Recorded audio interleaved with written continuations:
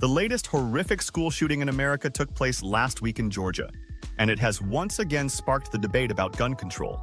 America now has more guns than people, and the country's gun crime statistics are significantly worse than any other developed nation.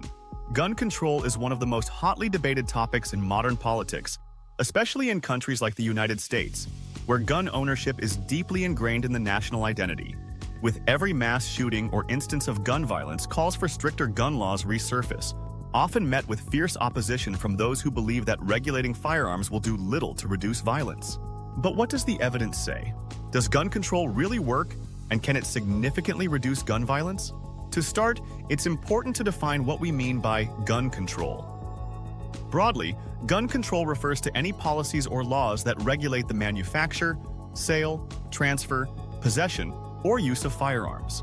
These regulations can range from background checks, waiting periods, and firearm registration to outright bans on certain types of guns, like automatic weapons. The effectiveness of these measures is a topic of heated debate, but one thing is clear. Different countries have adopted different approaches to gun control, and their experiences offer valuable insights. Looking at global data, there is a general correlation between stricter gun laws and lower rates of gun violence. Countries like Japan, Australia, and the United Kingdom, which have some of the strictest gun control measures in the world, also have some of the lowest rates of gun-related deaths. In Japan, for example, owning a firearm is a highly regulated process that involves rigorous background checks, mental health assessments, and mandatory training. The result? In 2019, Japan reported just 9 gun deaths in a population of over 125 million. This extremely low number stands in stark contrast to countries with more relaxed gun laws, like the United States, where over 45,000 people died from gun-related injuries in 2020, according to the CDC. Australia presents another compelling case study. In 1996, following a mass shooting in Port Arthur that left 35 people dead, the Australian government enacted sweeping gun reforms. These included a nationwide buyback program that led to the destruction of over 650,000 firearms, bans on automatic and semi-automatic rifles, and stricter licensing requirements. The results were dramatic.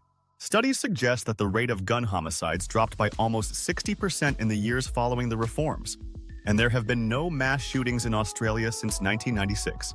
However, the relationship between gun control and gun violence is not always straightforward.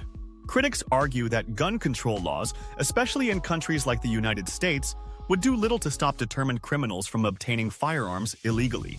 The argument often centers on the idea that while laws can restrict access to guns for law-abiding citizens, they may not be as effective in preventing criminals from getting their hands on weapons. In some cases, illegal firearms play a significant role in gun violence. For instance, in Mexico, where strict gun control laws are in place, gun-related deaths remain high due to the influx of illegal weapons from the US, which fuels cartel violence.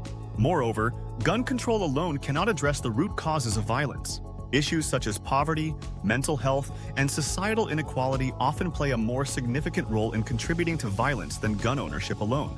Some research suggests that the presence of guns doesn't inherently lead to more violence, but rather that firearms can escalate the severity of violent incidents when they do occur.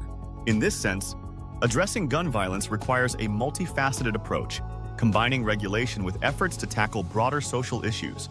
But even within countries with strong gun cultures like the US, there is evidence to suggest that certain gun control measures can reduce gun violence.